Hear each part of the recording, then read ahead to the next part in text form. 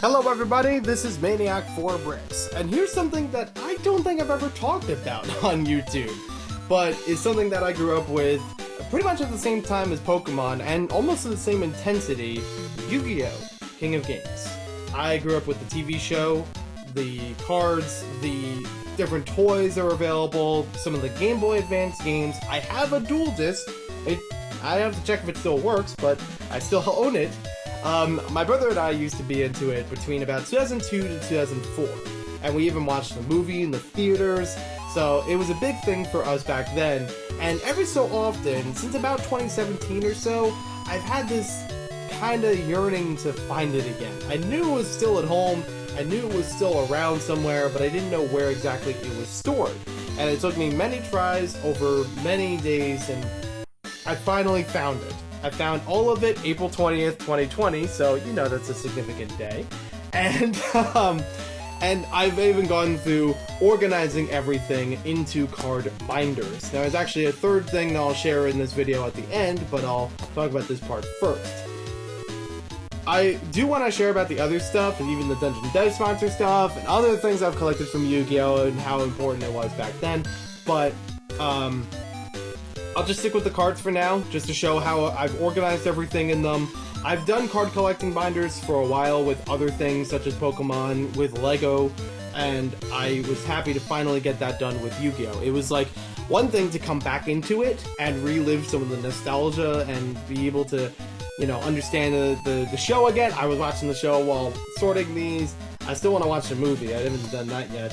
And it's also like its own closure, because now it's like, it's been on my mind for a long time in trying to get this all in a neater package, and now it is there, and if I do want to come back to it, it's easier to do so.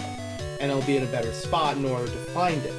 Because before it was behind a lot of furniture that I did not want to move, but I had to in order to get to this. Like, really crammed in between stuff. So, the first binder on top here is actually an official Yu-Gi-Oh! Binder. 1996 copyright. I don't know where exactly it came from. If it was on its own or from a deck or something like that. But I've organized this one as the special edition promotional stuff.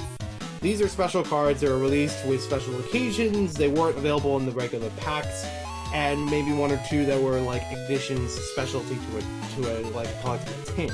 I do have a couple of the tins, but I'm not going to share all of them on video because all the cards are in here. So starting things off, we have the 4 cards from Yu-Gi-Oh! The movie, Pyramid of Light. And I want to also stress about this. There are dozens upon dozens of cards in between both of these binders that I had since they came out. There weren't any other black market stuff that I picked up in between. I only have one thing at the end of the video, which I'll have as an after the fact sort of thing, but I'll get to that when I get to that. So these cards I got with my brother in the theaters when the movie came out. That was awesome that we got all 4 of them. I was afraid we might get only like some of them and missing some and don't know how to find the rest, you know, without contacting other people, trading, or eventually, like I said, eBay or something. The next section is dedicated to McDonald's promotional cards. There were 2 waves of them that I know of. The early wave, which I have a bunch of the CDs with it, because I don't know if they always came with toys, but some of them actually came with promotional CDs. They had music from the soundtrack, they had different activities, they showed little clips from the show. I have 2 out of 3 of the CDs, at least that I know of. I don't know if I have the Yugi CD, I haven't found it yet, but I have 2 copies of the Kaiba and Pegasus CDs, because again, my brother and I were both growing up with it, we each got a copy of it, so that was cool. Unfortunately, though, we don't have many of the cards, but I left open spaces in here if I did want to come back for that, and try to complete that collection of McDonald's cards. That's in the first wave. Dark Paladin, I don't know where exactly it came from, but I saw that on the bottom of it, because there are little labels underneath each of the pictures, that'll say if it's a limited edition or about the release of it. This one says it's limited edition. I don't know where exactly it came from, but I thought I'd still keep it in the binder somewhere. And it's such a small thing, I thought I'd wedge it in between the 2 waves of McDonald's cards. So, and I actually did use the Yu-Gi-Oh! Wikipedia, which is a great resource on the cards. Like, they identified all of this stuff. I could type in the number and whatever's on the bottom of the card, and it'll bring up the name. And then find the page, and find all the releases, and the years, and everything. It was like super well done. I was impressed with it. This is the second wave of them, which surprisingly, I have more of the cards completing it than the first wave. Even though this is from Yu-Gi-Oh! GX, I didn't grow up with GX really.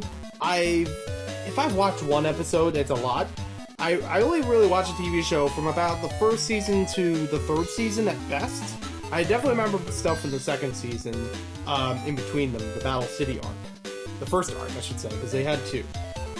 Legend, the Mystical Genie of the Lamp is actually a cheat in here. It doesn't have the right number. It's actually from one that's in this binder, but I digress. But it is technically still the same card, so I thought it would be a placeholder for now. Even so, without that being in there, there's still a whole bunch of these. I don't know how. Maybe I just went to McDonald's more around this time than I did for the first wave. Because surprisingly, there are a whole bunch more cards in here, ending up with number 20. Now we go into the Game Boy Advance games, where there's a whole bunch of cards that I got from those. I didn't get every single Game Boy Advance game. The ones I remember off the top of my head, there were I think 3 or 4 of them. I had 2004 Tournament, the Sacred Cards, Eternal Duelist Soul, I think it's called. I had 2 copies of that because my brother and I were both playing them and used a link cable in order to play side by side. I don't remember what the 3rd or the 4th one was, if there was a 4th, but I'll talk more about that in my Game Boy Advance video of what I've collected. That'll strengthen that. Each of those games, each of the Yu-Gi-Oh! Games that came out on there, came with their own cards, and usually like 2 or 3 of them. Some of them I haven't been able to find, but I did find a bunch of them here that you see on this page, along with this page. I left the blank in here because there's one missing, but it's possible some Yu-Gi-Oh! Cards drifted off from the whole collection in that bag, and either are still in the garage or a completely other container. I know because I found 1 or 2 of them outside of there before. Then, 2 cards in here that were from collectible tins. I don't remember what else was in the tins themselves, and I didn't really have a lot of space in order to divvy them out by the entire bin of what card inventory there was. So I just thought I'll just keep these 2 cards on their own as a specialty thing. It says they're limited edition, and I thought, yeah, that'll work. Then the rest of this binder is all about the Japanese releases of cards. I have no idea how I got these. I don't know, I didn't get them recently. I've had them back in the day. I checked them over to make sure they weren't knockoffs. Because again, the Yu-Gi-Oh! Wiki site actually had labels of each of these. I was able to identify every one of them as legit. And I do have a bunch of knockoffs, which I'll talk about probably in a separate video. So this was surprising that there were so many of these, and I have no idea where they came from. Did they come with the original booster packs? I have no idea. I have like 1 Shonen Jump magazine, and I don't think they all came from there. That's too many cards to put in 1 magazine as a promo. But with that, I have all 5 pieces of Exodia in Japanese form. That's pretty cool. I don't even think I have them, any one of them in English. I definitely don't have them as legit copies. I have the knockoff ones. But anywho, these are pretty cool. Being able to find these and sort of categorize them. They're not in a huge category. They're just kind of like if things fit together, or, you know, certain magic cards that work together, you know, like the alphabet ones. I don't even know if there's 26, but I wouldn't care to get more of them. This is something that I would be basically not playing. If I ever got back into Yu-Gi-Oh! And set up a deck, I wouldn't use these because I can't read them.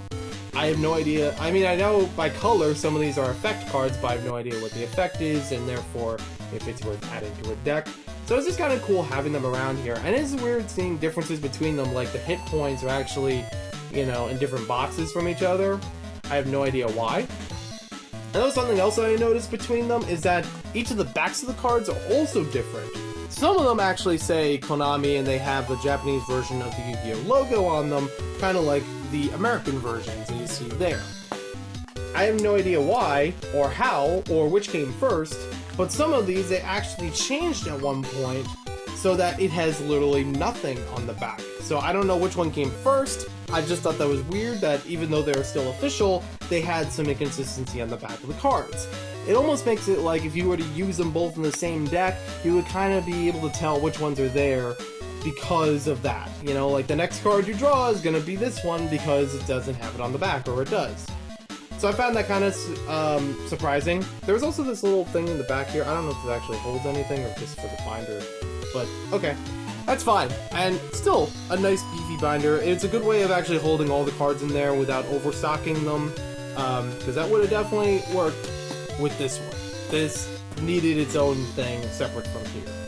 This is all the basic cards. These are all the ones that would be in normal decks. They would be in normal packs. There was some kind of like starter pack or something. I forget exactly what it was, but it was it came with a DVD. It had 2 decks of cards. It had a placemats and everything to start up Yu-Gi-Oh! So like if you were to play with somebody else, you would have a good mixture of stuff in there, and you had the DVD to instructionally show you everything in the game. I still have the DVD. I still have the Yu-Gi-Oh! Movie on DVD. It's great.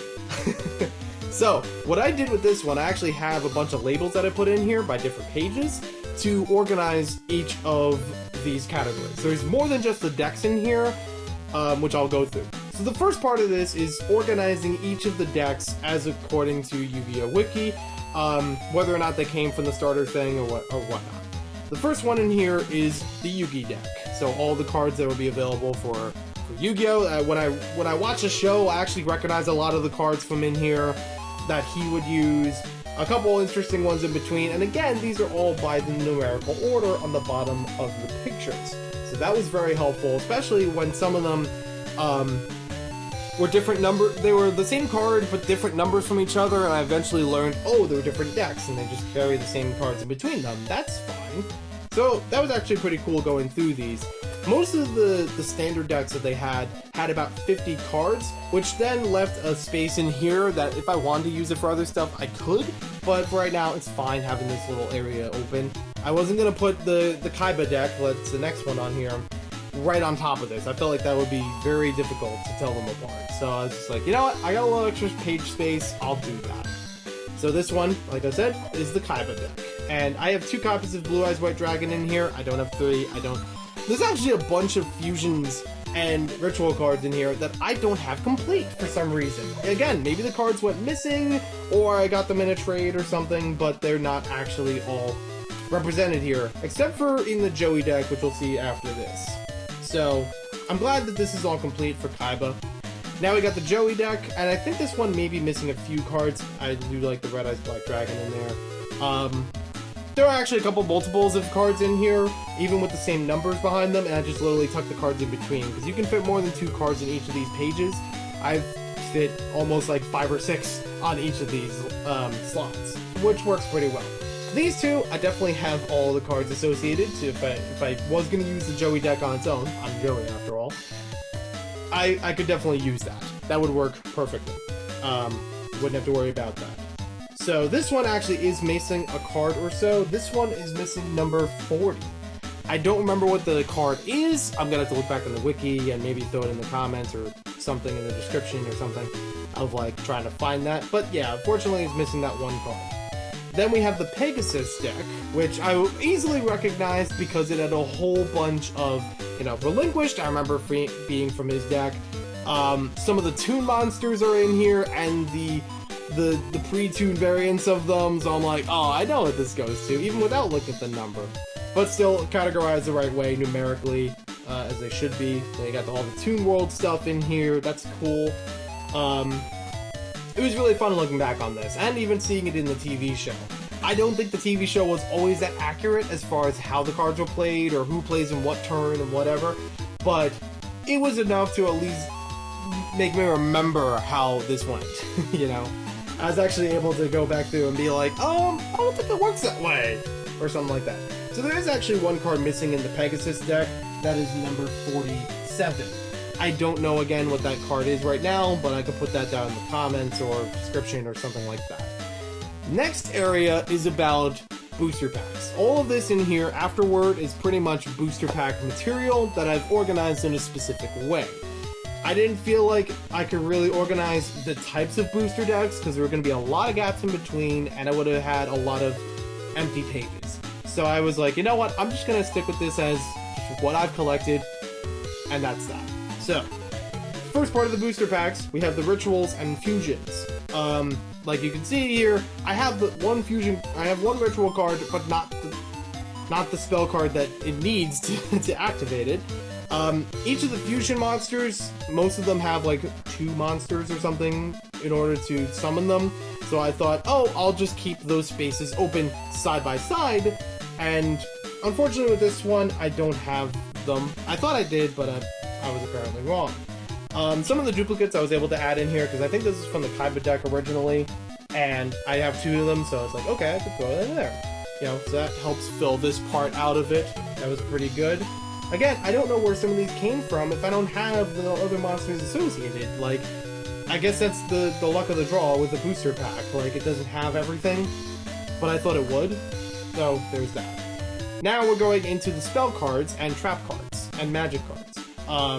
Which kind of starts on this page, unfortunately, right before the divider, but we'll do what we do.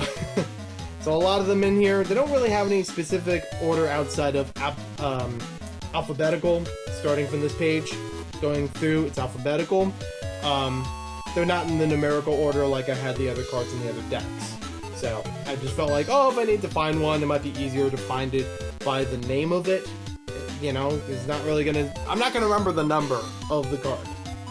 Pot of Greed, I have like a couple copies of that. That was cool. And let's see. Now we're going into the trap cards, starting on this page. So again, numerous copies of some of these that I have. I don't remember which ones I have multiple copies of. They're there. Some of them that are also in the decks, but again, I have extras, so that works fine.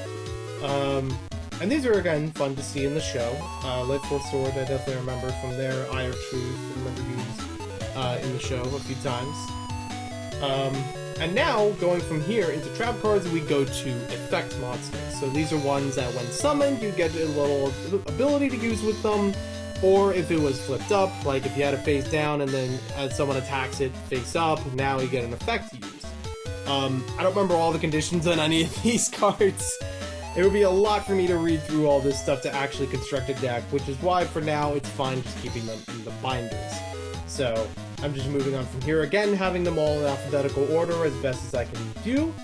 And I may have done a little bit of work in between them. Like there was 1 or 2 cards in here. I forget if it was a magic card, trap card, whatever it was. That was a 7. And I just put that as SEV, even though it shows the number 7 on there, not written out word 7. So, things like that, you know, I just have to work around with. But this is still cool looking through these. Even the artwork is incredible on these. I really love, if anything, if I don't remember the cards, I love the artwork on a lot of these. They're very well done.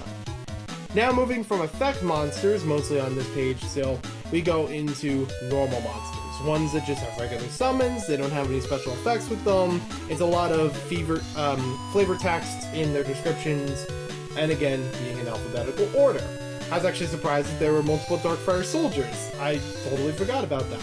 There was something else like that later in here. I don't know if there's a Flying Kakamari 1, but it leads me to believe there might be. I don't know. Let's see if there was what card that was. I think it was much further back. Like started with a T or something. I forget exactly. Robo Lady and Robo Ryu. I don't know if they fused into something, but that is cool that there's like 1 for each. That just looks great.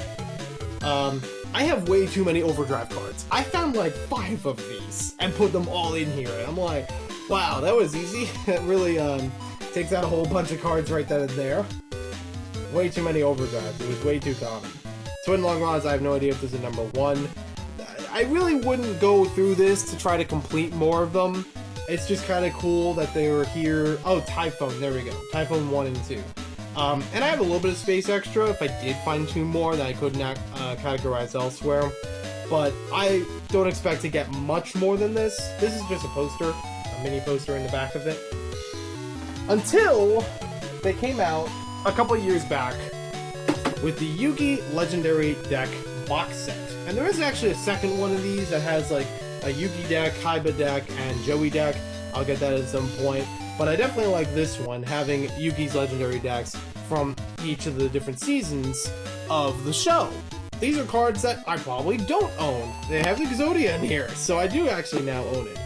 And these are all kind of in a different mismatch order, unfortunately, because the box has been moved around a couple times. I've opened it before and unwrapped everything, and I never did a video about it. I wanted to, but I never finished that, and I'm just here with a whole bunch of cards still in the box. I have no reason to move these cards into the binder, and if I did, it would be its own section. And if I did, I would need a new binder, a much thicker binder, because this one's already pushing the limit as it is for how wide it is. I would definitely need more pages for all of these cards. But these were great to look through as well. This is a standard thing. I don't think I really have to go through this that much. There is an inventory link I can put in the description below if you wanted to see the cards individually from this particular thing. But these are nice, having authentic, legit Exodia parts, all holographic looking. That looks wonderful. Magma Warrior and all the Magma cards associated with it, Buster Blader. I now have one that's English, not a Japanese version, so all very cool here, but again, a lot for me to go through, and this is a very standard deck. There's no randomness to this. They have a set inventory, so I will just leave that alone, and again, put the link in the description down below. So this was fun going through all of these cards. Where this is all going to go has yet to be determined, but it will be in a much better space than a giant reusable bag sitting in between furniture in the garage. That's for sure. So thank you for watching this video. Hope you guys enjoyed the card collection. Let me know if there are any memorable cards in here that you grew up with or collected, different box sets or tins or whatever the case may be.